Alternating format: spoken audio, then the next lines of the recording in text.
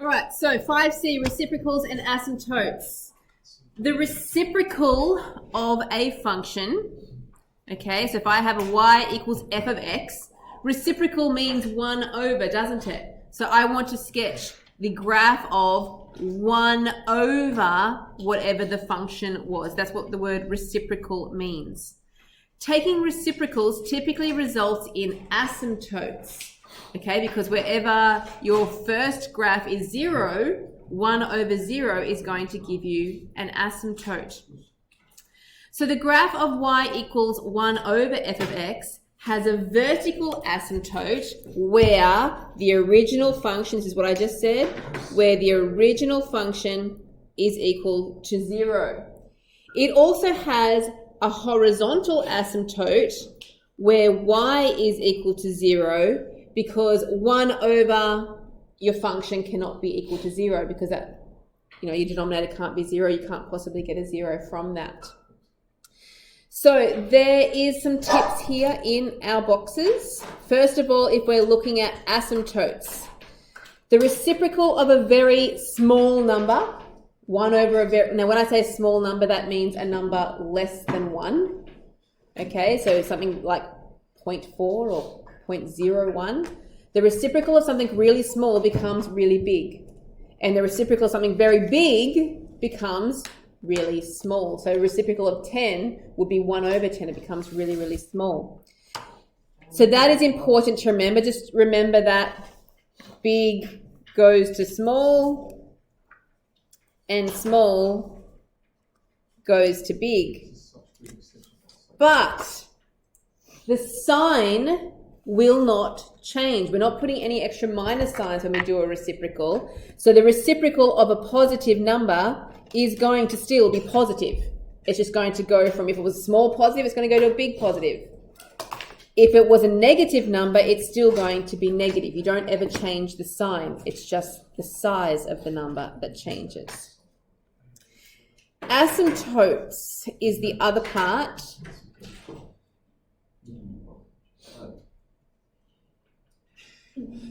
You're right.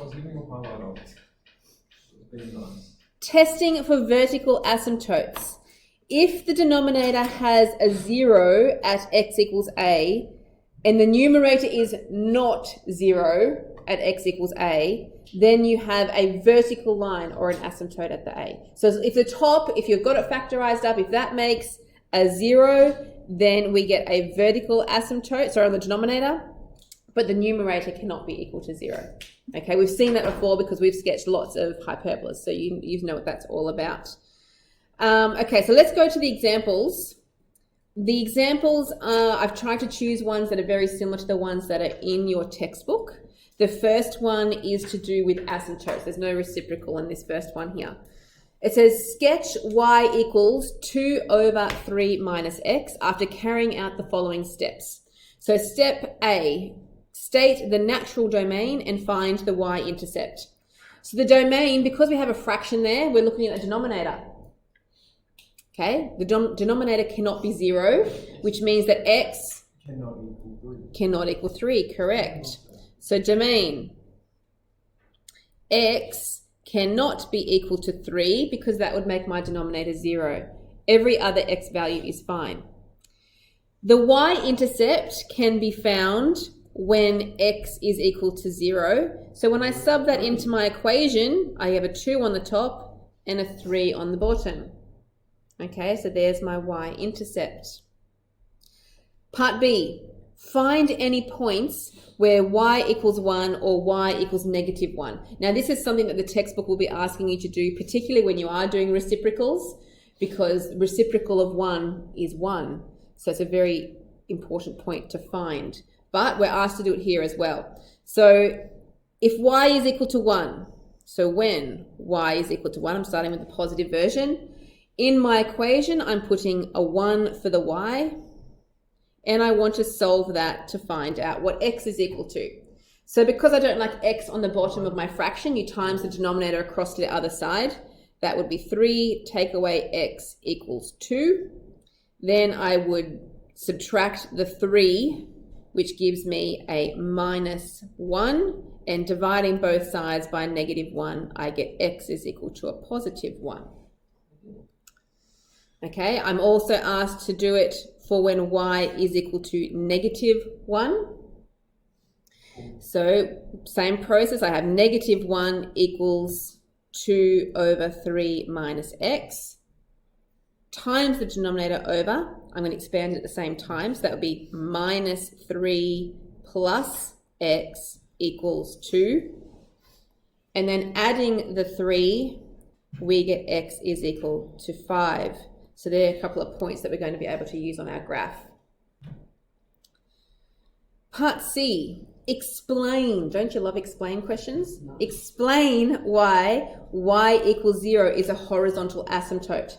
So vertical asymptotes, we know we get those from the denominators of the fractions, right? Whatever makes that denominator 0, that's where our vertical asymptotes are. But what about the horizontal asymptotes?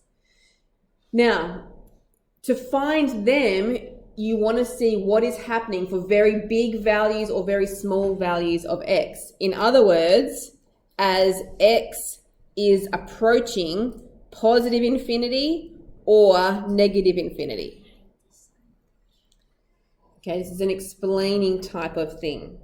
If I'm just going to take the positive version, because it's going to work the same for either one, if I put a very big positive number into my formula, I would get 2/3 minus infinity. What I'm after here is I want to see what's happening with my denominator. 3 minus a really, really big number is still going to be a really, really big number. It will be negative, but, right? Okay, so it would be a really big negative number on the bottom of that fraction. 2 divided by a really big number is super, super small. If that denominator is basically negative infinity, 2 divided by infinity is virtually 0. It's a tiny, minuscule number. It cannot be equal to 0 because my denominator cannot be equal to 0, but it will be getting super close to 0. So I would say from that y is going to be approaching 0. Okay, and that is why y equals 0 is my horizontal asymptote. That's right.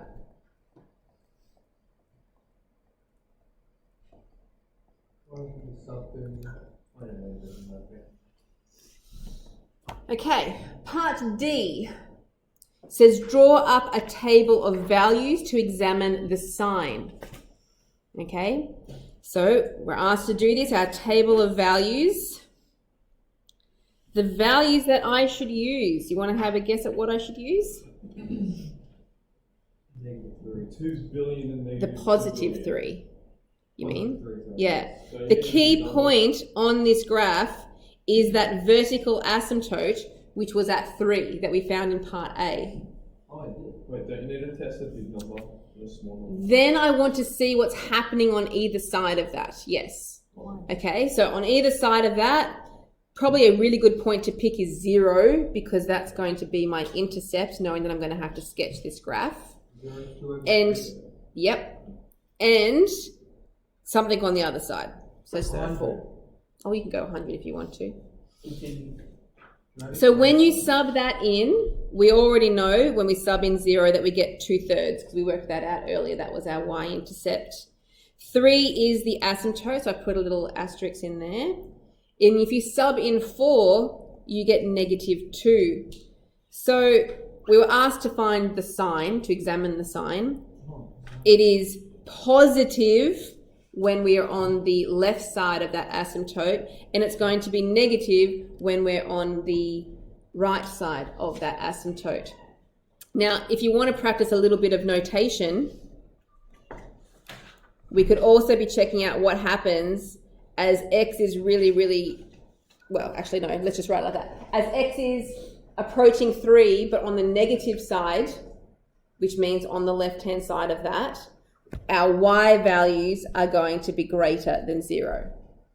Okay? As x is approaching 3 on the positive side, the right-hand side, y is less than 0. Okay, so while I don't expect you all to be writing notation like that down all the time, you do need to know how to read it. Okay, and we do know that we have a discontinuous point. It is discontinuous at x equals 3.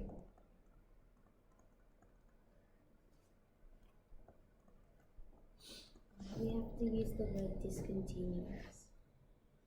We're going to be using that a lot more in advance, so you're going to be getting a lot more comfortable with that word. Is this the same as asymptote? Yep. Yep. E, identify the vertical asymptote, which we already have. Okay, that's the 3. Use the table of signs to write down its behavior near any vertical asymptotes. I kind of have already done that in D. So I think we're ready to draw this graph. Yay.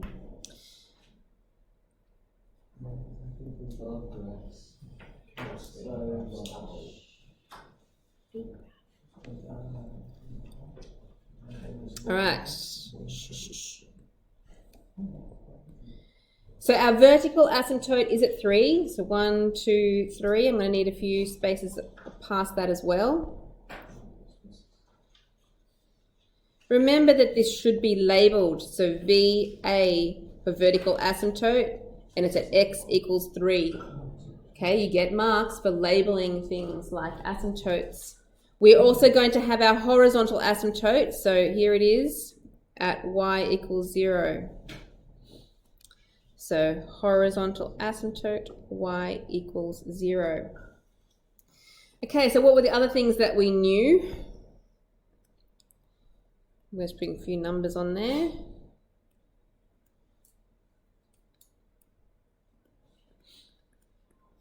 The x-intercept is at 2. There's no x, you mean the y-intercept? Yep, the y-intercept is 2/3. Excellent. So that was about there. And remember that we were asked to sub in +1 and -1. At +1, this is back in part B, when y was 1, x was 1. Okay, so that's there. And the other point we found out, when y was -1, x was 5. So 5, -1. We have this point here. Now we do know what type of graph we're drawing here, right? Hyperbola. Yeah, hyperbola. X is on the bottom. And we know that as we get close to that asymptote, it's going to be getting really big up there like that. So once we've got a few points on there, as long as you identify what the rest of the shape is, you don't need to do any more than that. Just draw the rest of the curve in. So you should always label at least one extra point in each section of that hyperbola. So I'm going to label the point 1, 1, and I'm going to label the point 5, -1. I've also got this y-intercept here, which was at 2/3. Okay, so there is our graph where we've done a little bit of exploring of asymptotes. Let's get on to, is everyone done with that? Can I move on? Yeah. Let's go on to the next question. I thought that was it. No, where we want to look a bit more at our reciprocal. So example 2, let y equals f of x, where f of x is equal to 1/4 4 minus x squared. Part A says, find the x values when y is equal to 1. Okay, so when y equals 1, I sub that into my formula. That's the f of x. That's 1 equals 1/4 bracket 4 minus x squared. Now, I want to solve this. I want to find the x's. So I'm going to times the 4 from the bottom of that fraction across. So 4 equals 4 minus x squared, because the 1 on the top multiplied through doesn't do anything. And then I could subtract the 4 across to the other side, and it would be negative x squared equals 0, but then you could divide the negative away as well, and it's just x squared equals 0, right? Which means that x equals 0. Also minus 0? There is no such thing as plus or minus 0, but thank you. All right, now there's a reason there's a big space here is because this is where we're going to put our graph for the whole thing, and we're going to be adding things to it as we do parts B, C, D, E. Okay? Yes, so sorry, I should have said that, don't write that right in the middle. Okay, so over here, we're going to draw up our graph and start adding parts to it. So that first equation that we're given there for f of x, it's a parabola, isn't it? You can identify that from the equation. Yes. And we know X can't equal 0. Because it can't equal 0. That's just the x-intercept. at x equals 0, y equals 1. That's the only thing we've found so far, which is right there. We found the y-intercept. X can't equal 2. It can't equal 2. Thanks, Jess. Okay, let's just wait. I was saying it's Okay, that's all we've found so far. Let's go on to the next part. So I'm just adding a few more things to my graph, so I'm ready. Okay, part B. Complete the graph of y equals f of x, showing the vertex, the intercepts with the axes, and the point where f of x equals -1. Okay, first of all, we found the y-intercept. So let's find the x-intercept. So we'll sub in when y equals 0. When y equals 0, we get 0 equals 1/4 4 minus x squared. Now the quarter, you could just divide that across the other side and it would disappear. And we would then have 0 equals 4 minus x squared, or that means x squared equals 4. Square rooting that, I get x equals plus or minus 2. You could have factorized that and ended up with the same result. Okay, so x-intercepts, back up to my graph up here, -2 plus 2. It says in that to identify the vertex. I kind of already have. Where's my vertex? The y-intercept is the vertex, because it would be right in between my two intercepts. So between -2 and +2 is at 0, and the y value is 1. So that there is my vertex at 0, 1. Yes, it is a frowny face. So the other thing it asks me to do is to find the point where f of x equals -1. So I come back to my equation and I want to put in when y is equal to -1 and solve it. So that's 1/4 4 minus x squared times the 4 over. So I get -4 4 minus x squared. Okay, if I move the 4 away from the x squared, I would get -8 equals minus x squared, but get rid of the minuses. We just have x squared equals a +8. So I want to square root that. So it would be plus or minus square root of 8 in simplified third form. Yeah. Root 8 is 4 times 2, so that would become 2 root 2. 2.8427125. So what? Now 2 root 2 is about 2.8, did you say? 2.828. Okay, all right, there we go. So on our graph, at positive 2.8, which would be about there, actually I need a y value down here, so -1, 2.8, -1, that value there. That's my point, positive 2 root 2, -1. And it would also be at -2.8, -1, which is here, which is minus 2 root 2, -1.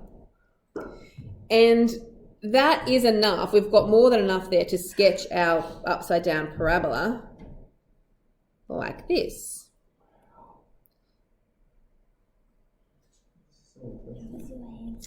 Now, the reason we went to all that extra trouble to find the ones is so we can do the reciprocals. But we're not quite ready for that yet. Part C. What is the range of the graph that we've just drawn? Y is less than or equal to 1. Yes. Okay, the biggest value it gets to is 1, which means that y must be less than or equal to 1 is my range. Okay, now for the fun part, D. Hence, sketch y equals 1 over f of x. As soon as you see that, we know we're sketching a reciprocal now. So I'm not going to, even though this is like one of the whole purpose of this question, I can't write anything for D there. It has to all be done up here on the graph. The first thing I like to do is look for 0, because we know that we cannot do 1 over 0. They're going to be asymptotes. So if you have a different color or some way of making the two graphs stand out, you'll want to do that. I'm going to make mine red. Okay, so at the zeros, which is at -2 and +2, we're going to have vertical asymptotes. Because 1 divided by the y value, so the y value at those values is 0, correct? 1 divided by 0 cannot be done. They turn into asymptotes.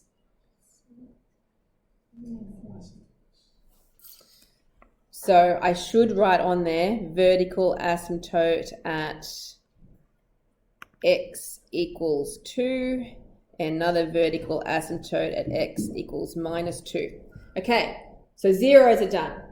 Now you also want to look for your turning point because you want to find the reciprocal of that. Now my turning point, the y value, always talking about the y values. The y value of my turning point is 1. The reciprocal of 1 is 1. Still 1. That was a very nice point to give you. So that is going to be, I'm going to put a red cross on there. It's going to be at that same point for the reciprocal of that. Now also, remember we looked for negative ones? What is the reciprocal of -1? Still -1. So these ones down here, these ones are also going to be points that my red graph, my reciprocal graph, is going to go through when y was equal to -1, which is why we had to find them. Okay, now remember the big small thing? Here it comes. I'm going to start with my middle section. As I get close to that -2 there, this part of my curve, can you see where I'm drawing the little red bit there, is getting really, really small, isn't it? Okay, you could read it off. It might be like 0.1 down there when I'm drawing that bit. The reciprocal of something really small becomes really big. So that part of the curve is going to come really big up here. Really small becomes really big. Yep, I drew it really high. I haven't drawn the whole curve yet. I just drew a little dot. Right up here. And it's the same on the other side. Really, really small down here is going to become really, really big. So they're going to come really big down to that turning point and then back up to really big again. Okay, reciprocal. The small values became really big values. And the reciprocal of 1 stayed 1. Okay, now we need to do the wing parts, the bits on the edges. Okay, now, on here, this is my 1. These values in here are very small. So what are they going to do? Really big. That's right. When they're really close to this asymptote, it's going to be a really big value down here. Okay, so I put a little dot down here. It's going to be a really big value down there. Still negative, because we're in the negative, stay negative, remember. It's going to come up to that little x, and then these y values are getting really big as I go past that -1, right? So the reciprocal of the big values are going to be getting smaller. So this is going to come down through there like that. Not really. It's not really hyperbola once you've got that parabola part in the middle there. A happy hyperbola. A happy hyperbola. No, it's like an angry face once it's all combined together. Okay, does that make sense? And it's going to be exactly the same on this side. Little negative values here are going to become big negative values, and the big ones here are going to become small. Okay, so there it is. Make sure that your curve does not ever touch your asymptotes. Make sure they don't ever look like they're coming, like they've gone in and then come out again. Like they've got a asymptote on the we haven't been. We're not going to know because we've got a gap there. Yes. Okay. Yes, it is an asymptote. Yes. It says x equals 0. Yes. At y equals 0, he's talking about going the other way. Horizontally. Okay, let's keep going. I have done my part D. I've sketched my reciprocal graph on the same plane. Part E says, what is the range of my reciprocal graph? Range, the y values. No. It can't be equal to 2 or minus 2. Oh yeah, y can't equal 0. It can't equal 0. There's small values that can't equal. Can't equal anything It's less smaller than. than 2, but larger than 0. Like y No. equals smaller than 2. It can't be between 1 and 0. It can be equal to 1. Okay, because it gets to 1, What's the but it has to be greater than 0. So greater than or equal to 1. Yes. Okay, so we're going to have y is, the y values that I can have are greater than or equal to 1. Okay, because it can equal the 1, and anything bigger than that, that was that middle section of the graph. And y has to be less than 0 for these parts down here, because we have these parts, but they're never going to hit the 0 because they are approaching that line there. Because of the middle section. So the middle section, the 1, we've got the y values of 1 going up from there. Right. That means it goes down to 0. Because I'm talking about what values I can have, not what I can't have. So I'm saying which ones I can have. No, I Yeah. was looking at the set. Oh, you're looking at Because you didn't scroll. Oh, sorry, I hadn't scrolled. Wait, is it for the reciprocal? This is for the reciprocal, yes. Oh, I was looking at the green. Yeah. All right, so we're in on the next page. This is the stuff from the textbook that they give you to try and summarize how to sketch a reciprocal of a graph. But it looks really confusing when you look at it like that, which is why I kind of went through the process with you. It's more of a process what you do. So the sign stays the same, which is what this first point is here. You see what is happening for very big values become small and those kind of things. The plus and minus 1, so when y is 1 and y is -1, they're key points to know on your graph because they stay in the same spot.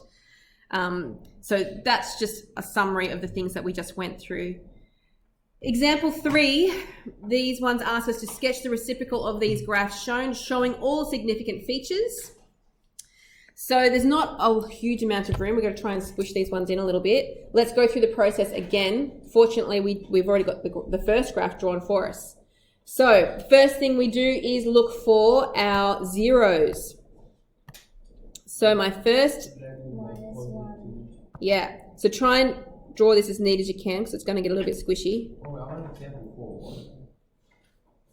4. So I have a vertical asymptote there at -1. 1. And I have everywhere where it's 0 because I can't do 1 over 0. I'm sketching the reciprocal. Everywhere where the curve goes through the x, the original curve goes through the x-axis is going to be an asymptote. Okay, so there's the asymptotes. Next, I'm going to look at turning points. So I have 2 of them. That big tall one up near the 4, let's say it's like 4.2. 1 over 4.2 is? Yeah, it's going to become small. So that's like 0.2. So that turning point way up there is going to come down here to 0.2. That's 1. So that's 0.5. 0.2 would be about there.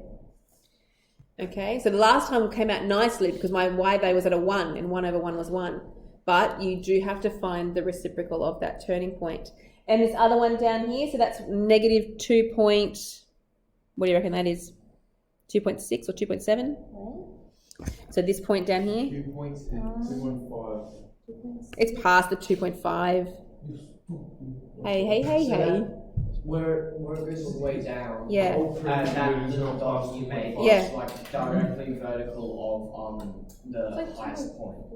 No, it's just that's a turning point on that graph where it's gone. It's got a bend. 1.5 I'm just looking for the bends. centimeters.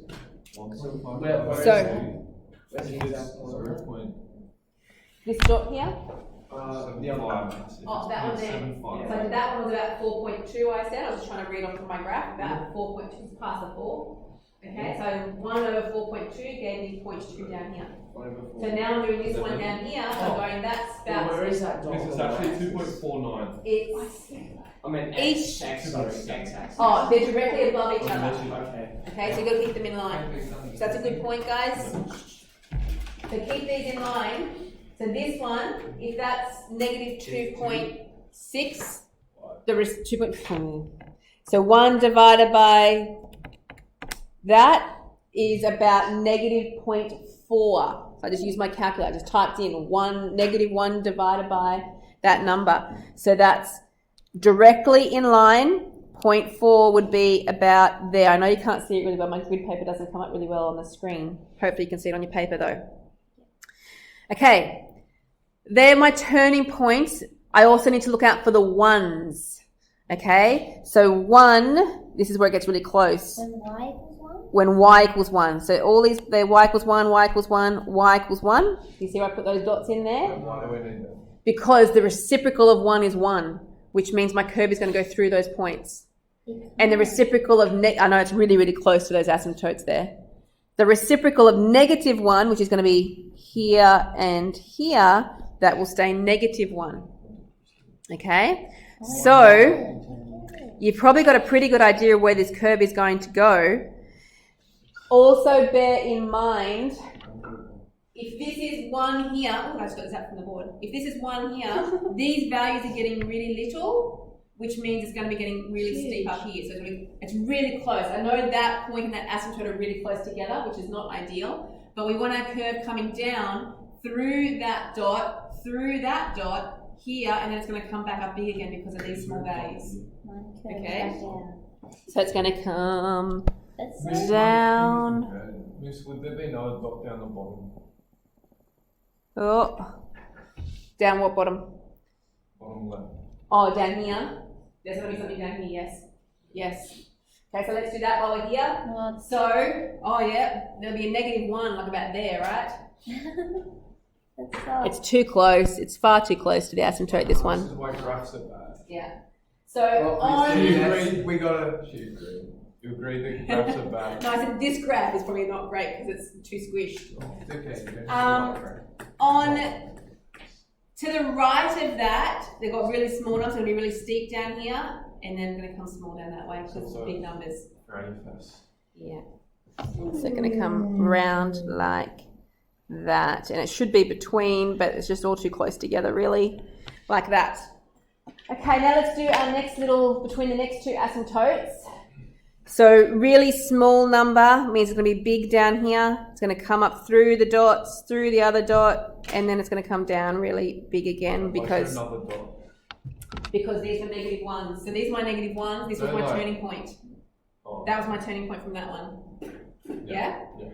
Okay, so then I've got this last one here to do, so it's going to go through that. Really small number means really big up here, through that, and then really big means really small. It's going to come down that way.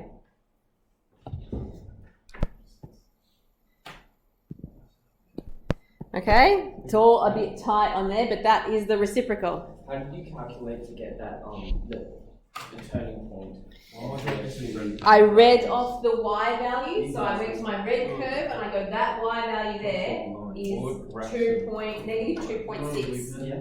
1 over -2.6 gave me -0.4, so just directly above I put a mark at -0.4. Alright, we have another one of these to do. Oh god. We have double advantage, don't we? Yes, let's focus. Okay, part B. Okay, first of all, the 0, here is my asymptote, vertical asymptote, because it's going through 0 there. Is that -3? That is -3, so that would be at x equals -3. I didn't label all my asymptotes in the other one because it was too squashy. You'll have to give me a pass on that one.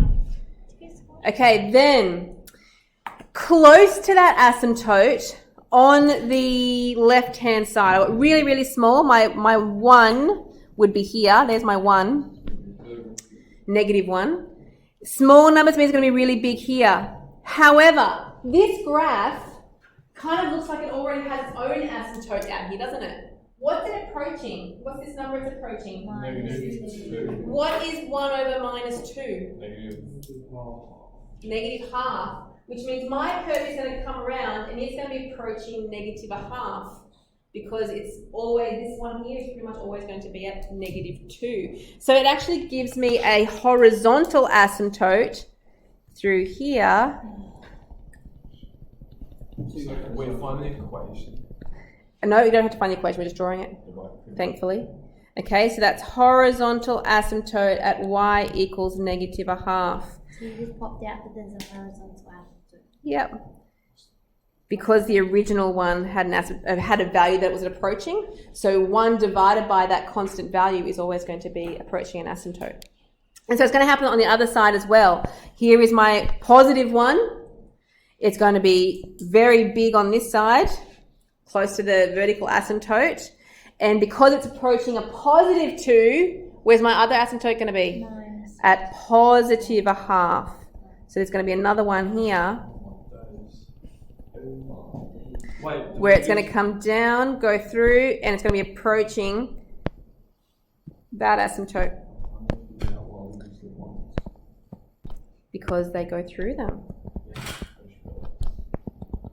All right, we're going to have to cut the chatter. We've got to get one more example in. So example 4, sketch the graph of y equals 1 over f of x if f of x equals that function there, and state the domain and range. So first of all, I need to write down, this is a polynomials kind of question. I can write down my zeros. So my zeros are x equals 0, x equals -1, and x equals 2. Gentlemen, is going to be a double. So sketching that polynomial. Double just means it bounces off. That's right.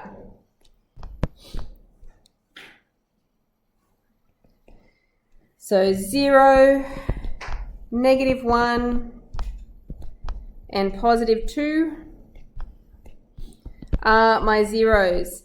It is a degree 4 polynomial. My y-intercept is 0, unfortunately. Which way is my curve going to go through it? Yeah, up, because all the x's are positive, so both arms up. So let's bounce off the 2.